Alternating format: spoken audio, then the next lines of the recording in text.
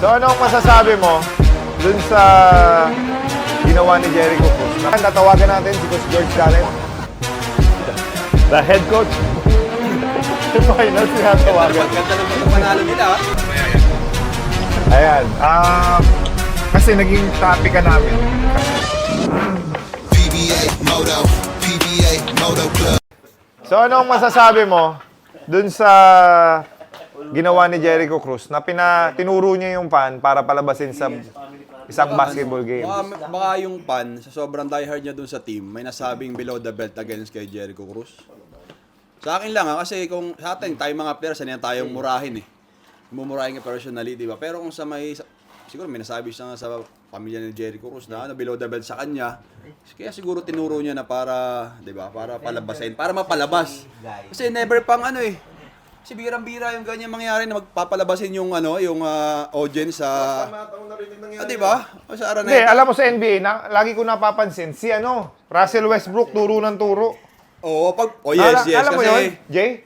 Si Lalo Russell siya Westbrook, turo ng pan na pinapalabas. Yan sa NBA. Sa LeBron nga eh. oh, di ba? Talaga pinupuntahan pa nila yung pan para ito palabasin mo yan. Oo, di ba? Pero dito sa PBA sa atin, parang first time nga lang din na parang pinalis na yung pan, di ba? Siguro may nasabing mali sa pamilya ni Jericho or Hindi naman may mag-react si Jericho ng ganun kung... yun na nga di ba? Para palabasin niya, para puntahan niya pa yung pan, oo. Hindi ako maniniwala na... Hindi, sanay na tayo sa ganun eh. Yung tipong di babalawalay mo na lang eh. Mali yun. Dapat bang gawin ng fan yun? Hindi dapat gawin ng fan. Dahil dyan, tatawagan natin si Coach George Gallen, Ayan. the head coach. Final sinatawagan. Ganda na pagkapanalo nila. Hindi sasagot yan. Sagot to, this is my From boy. behind yung panalo nila, 2 3 points. This is my boy. Coach George, sumagot ka! Nagko-concentrate yan sa finals. Alam niya, kukulitin ko siya. Gagawin mo eh. Gung ka. Sasabihin niya, gung ka, focus ako sa finals. Hindi nga siya sumagot. Ayan. I believe you na nakapokus pala. Pag hindi to finals, sasagot to eh. Jericho Cruz. Ang daming championship din eh, coach, no? Oh. Ilang championships na siya? Team stop siya sa San Miguel. Jericho Cruz. Kaya tawagan mo kung ano nangyari. Ang problema, hindi ko pa pala siya friends sa Facebook. Kaka-add pa lang. So, I think, pag hindi mo pa siya friend, hindi mo makukontak eh, no? Alam niya rin yung pag-add mo na kung si Rico.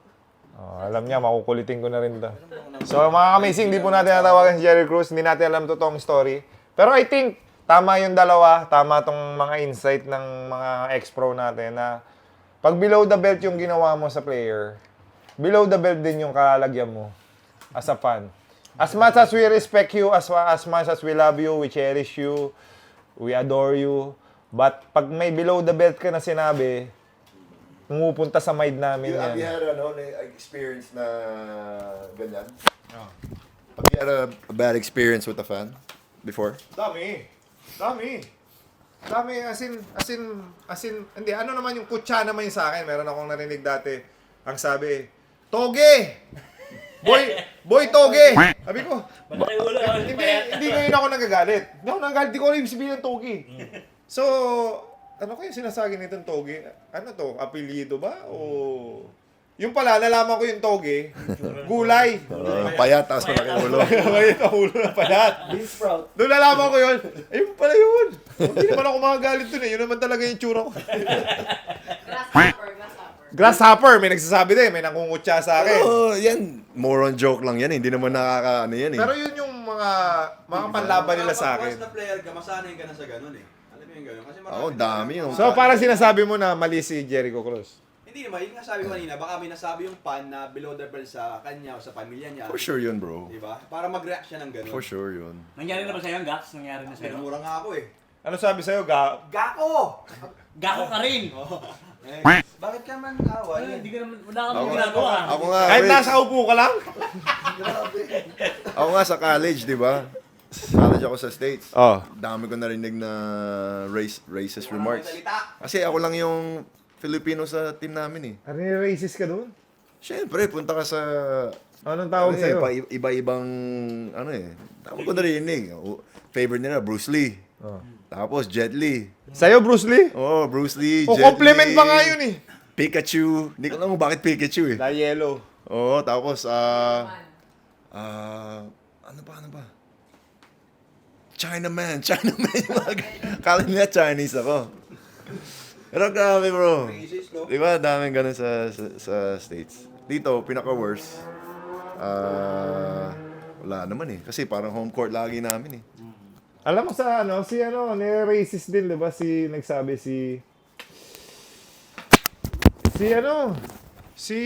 yung sa New York, Jeremy Lin. Oh, di ba? Sabi niya, grabe daw yung mga kahit teammate niya. Sabi niya, di ba? Yeah. So, yung nangyayari din talaga, mga kamising. So, hopefully, pag nanood kayo ng basketball game, enjoy niyo yung game. Dahil pagka yung nagalit ka, Pwede na sabi, mo, okay na yun, di ba? Mga gano'n. Pero yung umurahin po. yung imismo. Pero pag minura mo nga talaga yung player, meron talaga, may something. Makaka-affect din talaga. Kasi merong murang yung emotion lang na. Reaction lang. Reaction lang. Iba yung duduruin ka na mumurahin ka. Baka gano'n na nangyari. Tinuro-turo pa siya. Kaya man, hindi ka naman masaktan. Hindi mo naman narinig. Alam mo sinong napipikon pagka minura mo na player? Sila Chris Ross. Naalala ko to, galit na galit siya kay Yeng Giao. Di ba, may sinabi din ano yun. Hindi, sa import, galit na galit kay Yeng Giao. Pag sinabihan ni Yeng Giao ng monkey. Bro, sobrang racial yun eh. Monkey? Racial yun. Eh di ba yung mga... Sino nga ba yun? Racist Na yun. Hindi mo pwedeng sabihin. So, bawal mo sabihin sa import yung monkey. Bro, that's like calling us, like if we go to the States. Di ba? It's the same thing. Like, bro, that's racist. You can't say that stuff Yung like monkey. that. Of course. That's racist, bro. Yung import na sinabi niyan? So, makaka-amazing. Pag may... Sabi, monkey business. Eto, makaka-amazing. Pag nanonood kayo ng basketball game, may import na yung susunod na PBA. Try mo sabihin sa... Huwag mo sasabihin sa import na monkey. Punta ka sa States, sabihin mo yan. Sa monkey. Oh, Yo, monkey! Bugbog ka dun. Ganon? Bubog ka doon? Bugbog ka dun, bro. Okay, so hindi po natin sasabihin yun, mga amazing. Kasi yung iba ignorante talaga. They don't know about that. You shouldn't, sa mga... Sometimes hindi talaga nila alam. Di rin, bro. Masakayo. Si Yeng Giao. Alam niya yun, pero technique ni Coach Yeng yun. Yun nga. Kaya nga. Oo nga. Pero kahit pa... Ano? Pwede mo sabihin na... That's his technique to get the import out of the ano. Pero So effective. But end of the day, Nakasakit that's siya. a racist remark. Yun din yung respect.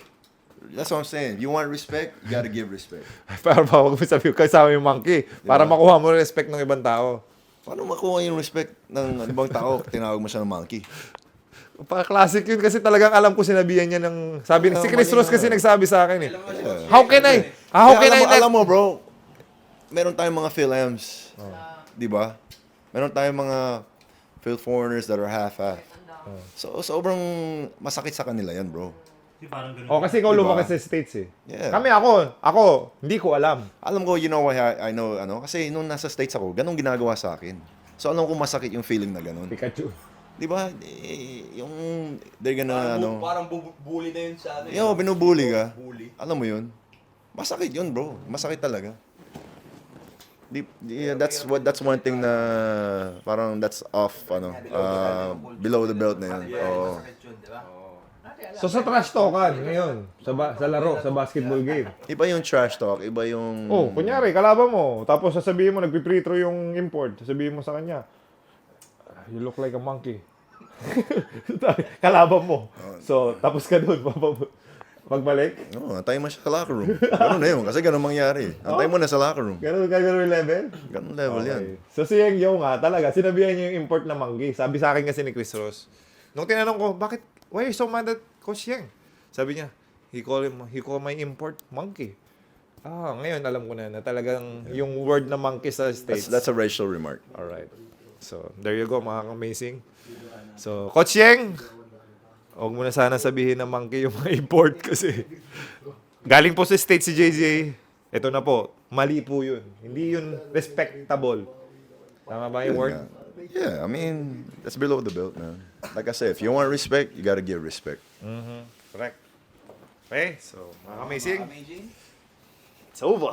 Brother, masyado! So amazing, kuya, balita. Jay, Jericho Cruz. Congrats, bro. Thank you. Good luck sa finals, brother. 1-1 kayo, no? Yes. Ayan. Kasi naging topic ka namin kahapon kasi kinoment ka nung mga ka-amazing natin sa PBA Moto Club natin. Sabi daw doon sa comment, pinauwi mo daw yung fan. Ba't ako? Tinuro mo daw eh. Hindi, ito kasi yun. Hindi, kasi kami ni JJ, sa side namin, sabi namin ni JJ, tayo kasi sanay tayo na bulihin ng mga fans. Alam mo yung pagkalaban natin yung opponent, sanay tayo eh. Kaya ang sabi ko kay JJ, sabi ni JJ, may nag-trigger sa'yo na hindi normal para maging ganun ka. So sige, explain mo yung side mo. Well, ako as much as possible, gusto ko, I don't wanna go into further details kasi kagabi, nung after ng game, nag-sorry yung fan sa akin eh. Nag-sorry. Okay, that's good. Nag-message sa akin, sabi niya na Jericho, I'm really sorry. I promise I will never do that again. Sana mapatawad mo ako. Yun. And then ako nireplyan ko na siya na sabi ko, I forgive you naman. Sabi ko, tao lang naman tayo, nagkakamali tayo. Sabi ko, sana huwag nang ulitin yun. Baka makahanap ka pa ng mas ibang player na ibang magalit, di ba? Sabi ko sa kanya ganun. Sabi ko sa kanya, pinatawad naman kita. Sabi ko, see you in the next game. Sabi ko ganun. Yun lang. Hindi ba siya binan? Hindi naman siya ban for life yung fan. Pinalabas lang talaga. Ako siguro kung if ever na kausapin ko na lang siguro kung sino man si Lacom na huwag na i-ban siguro. Pero ano ba para sa iyo tungkol sa family mo or ano bang anong Alam pag sa akin lang bro, walang problema yun kasi sanay nga tayo dyan. Kumbaga social media pa lang talagang number one hater na tayo sa TV at wala tayong ginagawang masama eh, di ba? exactly. Siyempre tayo mga player tayo, alam niyo mas kaya JJ kayo, kumbaga iba't ibang swag yung nadadala natin sa heart na tahimik na player. Ako kasi ang kinukuha ko yung energy ko pag nakagawa ako ng maganda, tapos ni-express ko yung feeling ko eh, doon ko nakukuha yung energy ko. Oh. So sa mga mata ng mga tao, mayabang ka, ganyan. Kasi kung tahimik ako maglaro, mga kuya, kung tahimik ako maglaro, wala akong energy, di ako makikinabangan sa loob ng court. That's good. Ganyan tayo. Ako ganyan din ako eh. Sa kasi Abueva, yan yung mga ganyang. Oh, yes. Alam mo yung expression natin para madala natin sa game.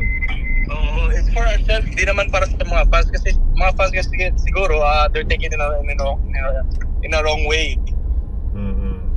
Pero para sa akin kasi doon ko kinukuha yung energy ko eh. Kumbaga kung nakikita ko sa game na patay yung sarili ko, wala akong makukuha sa sarili ko. I have to do something na may hype ko yung sarili ko, which is by mga gesture na alam mo yung mga kahit mga small gesture lang, mga too small, mga ganon, di ba? Doon ko nakukuha yung energy ko eh. Diba?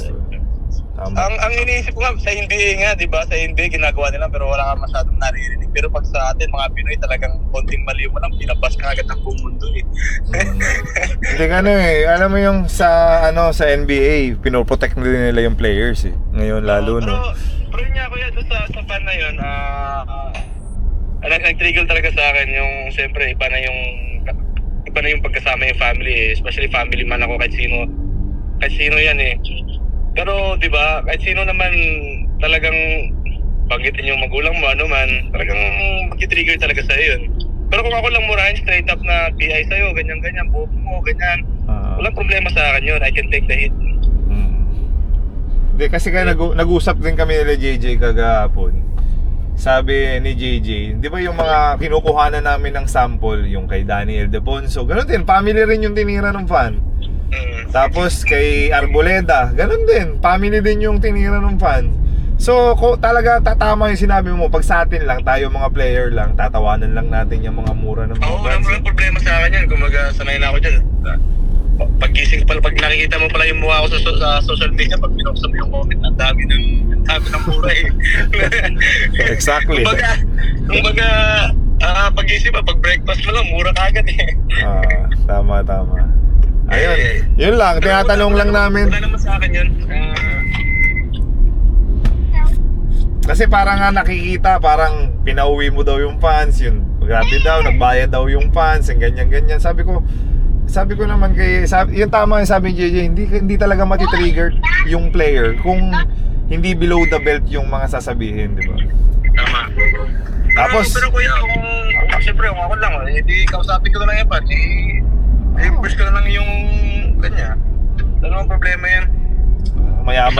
mayaman ka naman. Mayaman ka.